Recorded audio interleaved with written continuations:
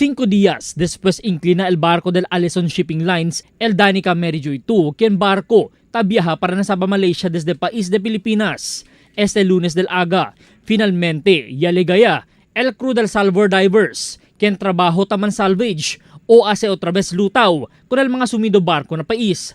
Desde Luzon, sila viaja para na ciudad de Zamboanga después que llama kanila el miembros del Philippine Coast Guard para manda con este inspeksyon na barco, siendo grande peligro takaw sa este barco na pantalan lokal aquí na ciudad de Zamboanga.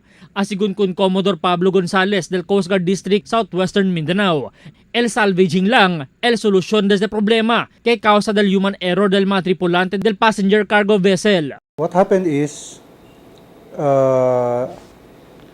may mga tayo na kailangan pa nating imbestigahan, but there seems to be a mishandling of cargo resulting sa pag-list ng barko.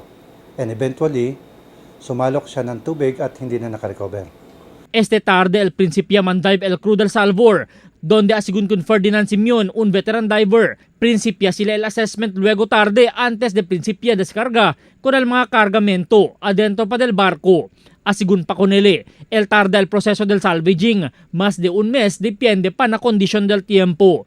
Grande cantidad también asigun necesita preparar el Allison Shipping Lines para este trabajo. Grande ayuda asigun el COSAIA as el Coast Guard na enseguidas punida del oil spill boom por causa con el posible leaking del crudo desde barco.